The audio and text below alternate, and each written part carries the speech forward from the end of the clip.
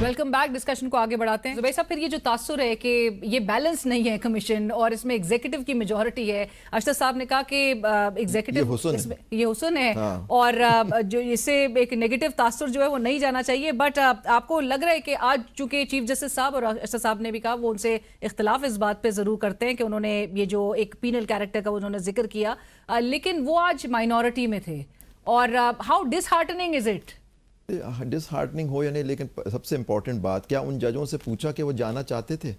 देखिए, यही वजह थी वो अमेंडमेंट जो आई थी कॉन्स्टिट्यूशन में, उसमें डाला गया था कि जज की मर्जी के बगैर उसको ट्रांसफ़र नहीं किया जा सकता। और अशरफ साहब इतने बड़े सीनियर वकील हैं, इनको याद करना चाहिए, वो जजेस केस में लिखा था कि जज की मर्जी के बाद उसके खिलाफ उसको किसी एक हाई कोर्ट से दूसरे हाई कोर्ट में ट्रांसफ़र करना इंडिपेंडेंस ऑफ जुडिशरी के ख़िलाफ़ है। ये अमेंडमेंट दाही इन्हीं जजों को, और जो जज उनसे बात नहीं करें उनको ट्रांसफ़र करने की, जिसमें उस आदमी का कोई दखल ही नहीं है कि वो जाना चाहता है इस कोर्ट से दूसरे कोर्ट में। अब आप खुद कह रही हैं पेशावर वाला चीफ जस्टिस जो है वो उन्होंने अगेंस्ट वोट किया, वो चाहते ही नहीं कि जस्टिस बाबर सत्तार वहाँ जाएं, और बाबर सत्तार से पूछा गया या उनको सुना गया। अब अफसोस की बात, आज मुझे अफसोस हुआ कि अशरफ साहब इतने कॉन्स्टिट्यूशनल एक्सपर्ट हैं, उन्होंने एक ब्यूरोक्रेट को जज से कंपेयर किया।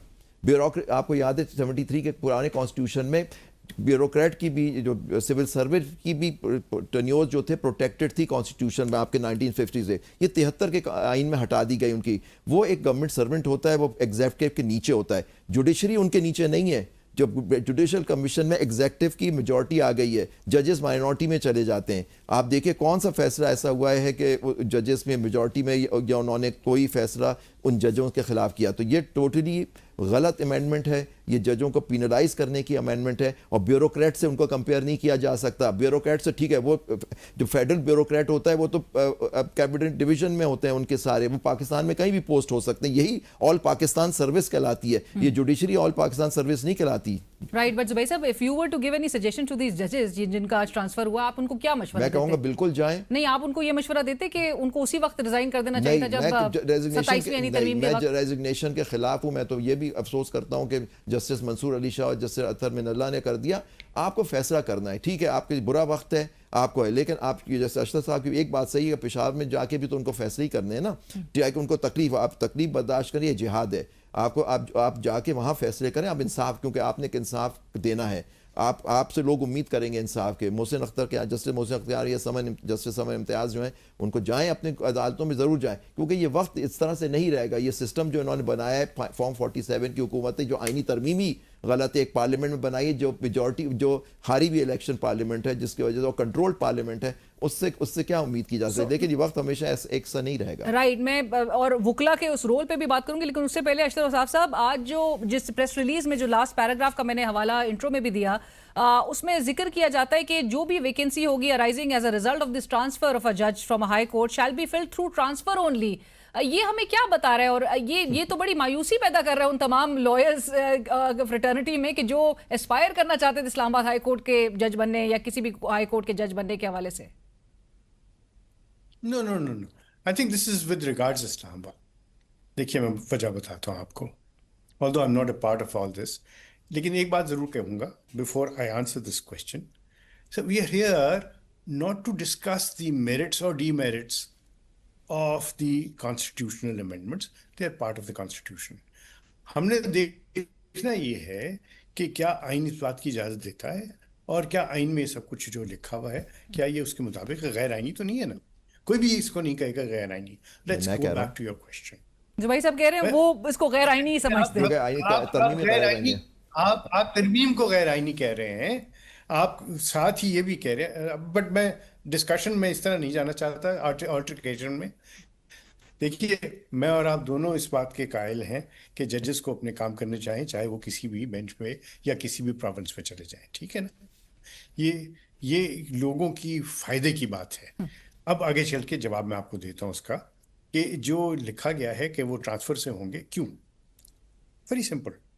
जो इस्लामाबाद हाई कोर्ट की हैत है, जो बनाया गया है, आइन में देख लीजिए, उसके जो पेरेंट स्टैट्यूट था उसमें लिखा हुआ है कि इसके अंदर ये वफाक की अलामत है, इसके अंदर वेरियस प्रोविंसेस से रिप्रेजेंटेशन लोग आए और रिप्रेजेंटेशन हो।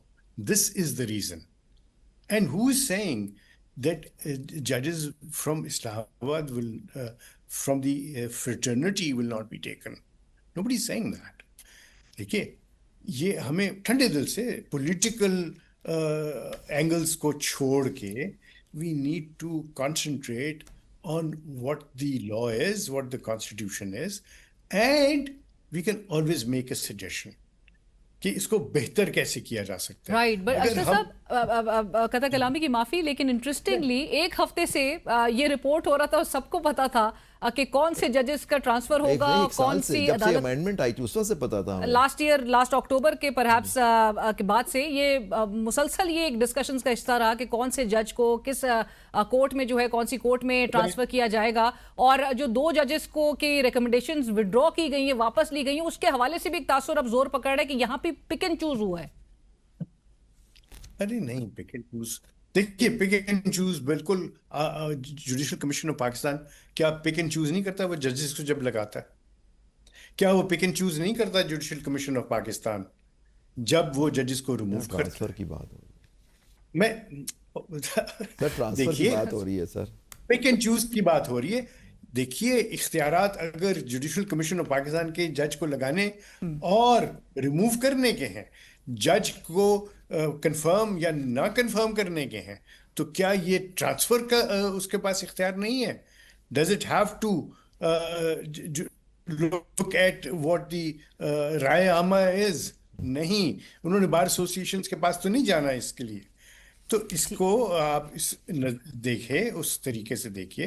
ہیئر از اے کمیشن جس کے اندر آپ کے اپنے پیئرز بیٹھے ہوئے ہیں, آپ کے اپنے لوگ ہیں, آپ کے بڑے ہیں. آپ کے بڑے جب کوئی فیصلہ کرتے ہیں اور آپ کے بڑے جو ہیں وہ سوچ سمجھ کے فیصلہ کرتے ہیں, آپ کو بڑوں کو ایکسپلین کرنے کی ضرورت نہیں ہے آپ کو کہ وہ کیوں فیصلہ کر رہے ہیں. اچھا زبیر صاحب, جی اس طرح سے کرنا شروع کیا, then what will happen is that this controversy will continue. اور یہ controversy جو ہے, میں جو دیکھ رہا ہوں, کچھ سالوں سے دیکھ رہا ہوں کہ ایک فضا بنائی جا رہی ہے.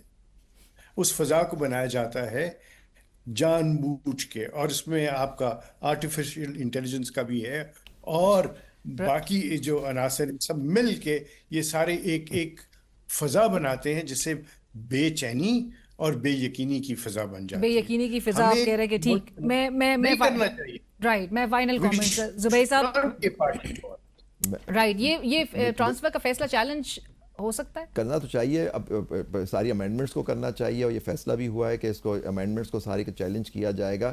اور یہ جو ٹرانسفر ہے اس میں اے آئی کا کوئی دخل نہیں تھا, آئی ایم شیور اے آئی کا دخل نہیں تھا. یہ ایک پری پلانڈ, میں ٹرانسفر پہ اے آئی کی بات نہیں کر رہا, میں رائے عامہ بنانے کے لیے بات کر رہا ہوں. اس میں اے آئی کا تھوڑا سا وقت لگے گا, تھوڑا سا. رائٹ, لیکن آپ کو نظر آ رہا ہے کہ کوئی وکلا تحریک